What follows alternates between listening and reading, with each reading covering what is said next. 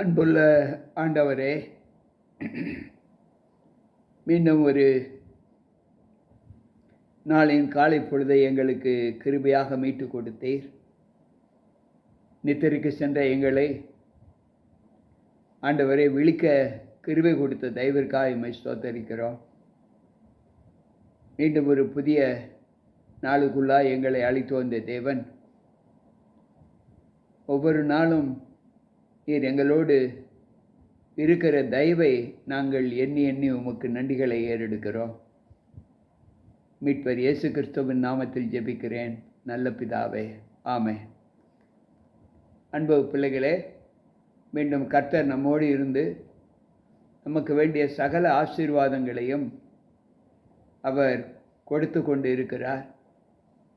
இந்த நாளில் செவ்வாய்க்கிழமையின் காலையின் பொழுதை காண்பதற்கு நம்மை கண்விழிக்க செய்த தேவனுக்கு கொடான கொடி ஸ்தோத்திரங்களை ஏறெடுத்து, தேவ சமூகத்தில் வந்திருக்கிற உங்கள் அனைவருக்கும் ஆண்டவர் இயேசு கிறிஸ்துவின் நாமத்தின் காலையின் நல்வாழ்த்துக்களை இன்முகம் கொண்டு உங்களுக்கு அர்ப்பணம் செய்கிறேன். கர்த்தர் நம்மோடு இருப்பாராக.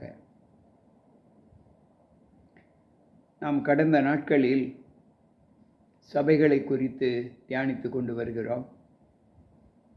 எபேசு சபை, சிமிர்னா சபை, பெர்கமு சபை, தியத்திரா சபை, இந்த 4 சபைகளை குறித்து நாம் தியானித்தோம். இன்றைக்கு 5வது சபையாகிய சர்தை சபையை குறித்து தியானிக்கப் போகிறோம்.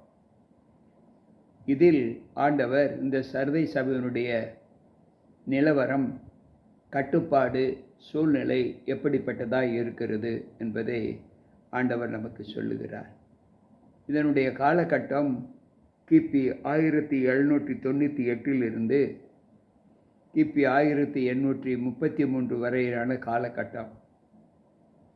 இந்த காலகட்டத்தில் இந்த சபையை குறித்து ஆண்டவர் சொல்லும்போது, வெளிப்படுத்தின விசேஷம் 3வது அதிகாரம் 1வது வசனத்தில் சொல்லுகிறார், சர்பை சபையின் தூதனுக்கு நீ எழுத வேண்டியது என்னவெனில், தேவனுடைய 7 ஆவிகளையும் 7 நட்சத்திரங்களையும் உடையவர் சொல்லுகிறதாவது. இந்த வாசகத்தை நாம் வெளிப்படுத்தின விசேஷம் 1வது அதிகாரம் 4வது வசனத்திலேயும் 16வது வசனத்திலேயும் வாசித்திருக்கலாம். 7 ஆவிகளையும் 7 நட்சத்திரங்கள் உடையவர் சொல்லுகிறதாவது, உன் கிரியைகளை அறிந்திருக்கிறேன். நீ உயிருள்ளவன் என்று பெயர் கொண்டிருந்தாலும் செத்தவனாய் இருக்கிறார். நீ விழித்து கொண்டு சாகிறதுக்கு ஏதுவானவைகளை ஸ்திரப்படுத்து. உன் கிரியைகள் தேவனுக்கு முன் நிறைவுள்ளவைகளாக நான் காணவில்லை என்று சொல்லுகிறார். நீ விழித்து கொண்டு சாகிறதுக்கு ஏதுவானவைகளை இருக்கிறவைகளை நீ ஸ்திரப்படுத்து என்று சொல்லுகிறார். எதை நாம் நம்மை விட்டு விலக்க வேண்டுமோ, சாவு என்றால் இந்த இடத்தில் நமக்கு இருக்கக்கூடிய குணங்களை சொல்லுகிறார், அதை நாம் விளக்குவதற்கு நம்மை கட்டாயப்படுத்த வேண்டும் என்று சொல்லுகிறார்.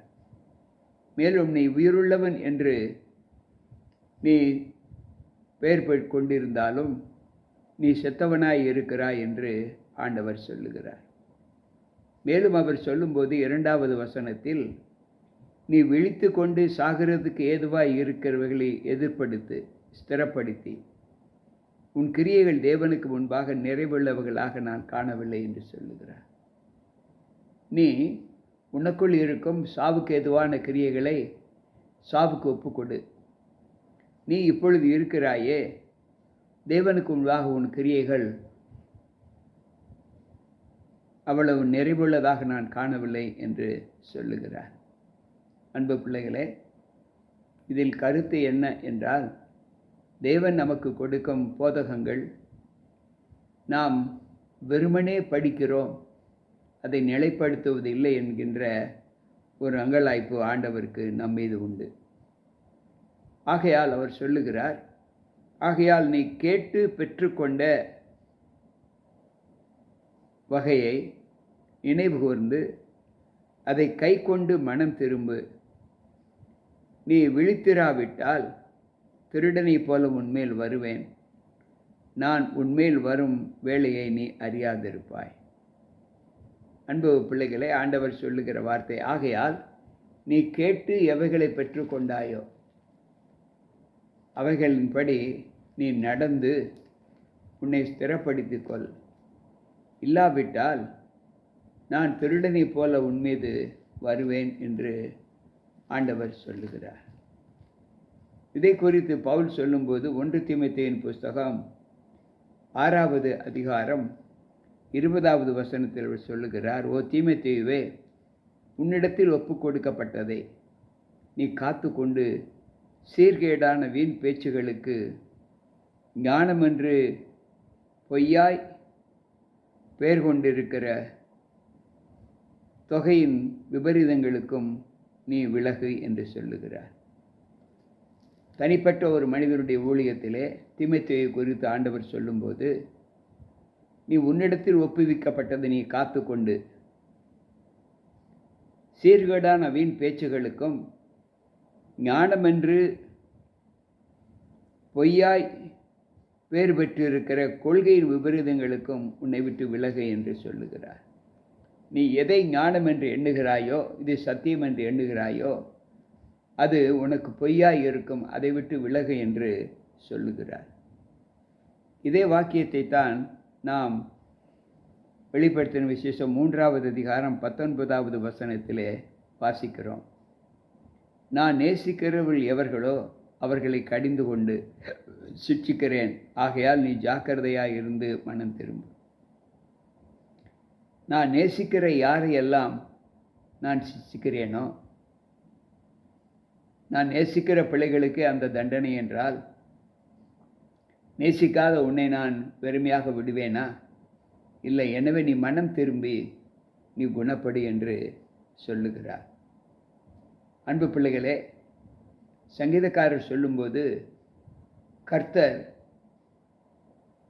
தம்மை நேசிக்கிறவர்களை சிட்சிக்கிறார், துன்மார்க்கனையும் இருதயத்தில் கொடுநெஞ்சு உள்ளவனையும் கர்த்தருடைய உள்ளம் வெறுக்கிறது என்று சொல்லுகிறார்.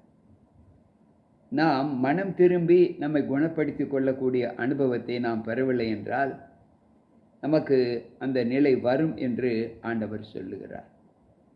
மேலும் வெளிப்படுத்தின விசேஷம் 3:4 அவர் சொல்லுகிறார், ஆனாலும் தங்கள் வஸ்திரங்களை அசுசிப்படுத்தாமல் சர்தையிலும்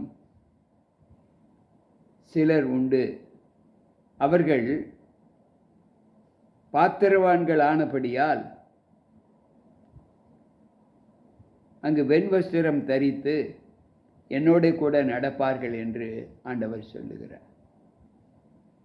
இவ்வளவு இருந்தாலும் சர்தை சபையில் எனக்கு பயப்படுகிற சில அனுபவமுள்ள பிள்ளைகள் உண்டு என்று அங்கு ஆண்டவர் சொல்லுகிறார். எப்படி என்றால், யூதாவின் புஸ்தகத்தில் 23வது வசனம் இப்படி சொல்லுகிறது, மாம்சத்தால் கரைபட்டிருக்கிற வஸ்திரங்களை வெளுத்து தள்ளுங்கள் என்று சொல்லுகிறார். உன் வஸ்திரங்களை வெண்மையாக்கி மாமிசத்தால் கரைபட்டிருக்கிற வஸ்திரத்தை நீ வெண்மையாக்கு என்று சொல்லுகிறார். அப்போஸ்தலர் 1:15 வாசிப்போம் என்றால், அந்நாட்களிலே சீசரில் ஏறக்குறைய 120 பேர் கூடியிருந்த போது அவர்கள் நடுவிலே பேதுரு எழுந்து நின்று, சகோதரரே, இயேசுவை பிடித்தவர்களுக்கு வழிகாட்டின யூதாசை குறித்து பரிசுத்த ஆவி தாவீதின் வாக்கினால் முன் சொன்ன வேத வாக்கியம் நிறைவேற வேண்டியதாக இருந்தது. அன்பு பிள்ளைகளே, தவறுகள் செய்வது சாத்தியம் என்று நினைத்தாலும் அந்த சாத்தியத்தில் யார் எப்படிப்பட்ட தவறுகள் செய்கிறார்கள் என்பதை நாம் உணர வேண்டும். உன் அதிபதியை நீ தீது சொல்லாயாக என்று வேதம் நமக்கு கற்றுக் கொடுக்கிறது. உன் நாட்டை ஆள்கிற, உனக்கு சகலத்தையும் செய்து கொடுக்கிற உன்னுடைய பிரபுவை குறித்து உன் வாயினால் தீது சொல்லக்கூடாது என்று அங்கு ஆண்டவர் சொல்லுகிறார். அப்படிப்பட்ட குணமுள்ள மக்கள் உன் சபையில் இருக்கிறார்கள் என்று ஆண்டவர் சொல்லுகிறார். மேலும் அவர் சொல்லும்போது, ஜெயம் கொள்ளுகிறவன் எவனோ அவனுக்கு வெண்வஸ்திரம் தரிக்கப்படும், ஜீவ புஸ்தகத்திலிருந்து அவனுடைய நாமத்தை நான் கிறுக்கி போடாமல் என் பிதா முன்பாகவும் அவருடைய தூதர்கள் முன்பாகவும் என் நாமத்தை அறிக்கையிடுவேன் என்று சொல்லுகிறார். ஜீவ புஸ்தகத்திலிருந்து அவனுடைய பெயரை கிறுக்கி போடாமல். வெளிப்படுத்தின விசேஷம் 19வது அதிகாரம் 8வது வசனத்தை வாசிப்போம் என்றால், கந்தகமும் பிரகாசமும் உள்ள மெல்லிய சுத்தமும் பிரகாசமும் உள்ள மெல்லிய வஸ்திரம் தரித்து கொள்ளும்படி அவளுக்கு அளிக்கப்பட்டது. அந்த மெல்லிய வஸ்திரம் பரிசுத்தவான்களுடைய நீதிகளே என்று சொல்லுகிறார். உன் வஸ்திரத்தை அழுக்கற கழுவு என்று சொல்லுகிறாரே, என்ன அர்த்தம் என்றால், உன் சரீரத்தின் பலவீனங்கள் இன்னும் உன்னிடத்தில் இருக்கிறது. உன் எண்ணத்தின் செய்கைகள் எல்லாம் எனக்கு விரோதமாக செயல்படுகிறது என்று ஆண்டவர் சொல்லுகிறார். அவைகளை நீ மாற்றி போடு என்று சொல்லுகிறார். மேலும் அவர் சொல்லும்போது, ஆவியானவர் சபைகளுக்கு சொல்லுகிறதை காதுள்ளவன் கேட்க கடவன் என்று எழுது என்று முடிக்கிறார். அன்பு பிள்ளைகளே, மேலும் ஒவ்வொரு சபையிலும் ஆண்டவர் கொடுக்கிற தீர்மானம் என்ன என்பதை சற்று யோசித்து பார்ப்போம். நாம் இந்த சர்தை சபையில் எப்படிப்பட்ட அனுகூலங்களை நாம் பெற வேண்டும், எப்படிப்பட்ட மக்கள் இந்த திருச்சபையில் இருக்கிறார்கள் என்பதை நாம் அறிந்து கொண்டோம். நம்முடைய சரீரத்தை கெடுக்கக்கூடிய மாமிச பலவீனங்கள் நம்முடைய சரீரத்தில் இன்னும் இருக்கிறது. அவைகளை பரிசுத்தப்படுத்து என்று சொல்லுகிறார். வெண்வஸ்திரம் தரித்துக்கொள். வெண்வஸ்திரம் என்று சொன்னாலே பரிசுத்தவான்களுடைய நீதிகள் தான் வெண்வஸ்திரம் என்று ஆண்டவர் சொல்லுகிறார். எனக்கு பிரியமான தேவ பிள்ளைகளே, இந்த சர்தை சபையிலும் நான் வெறுக்கிற குணங்களுடைய பிள்ளைகள் இருக்கிறார்கள்.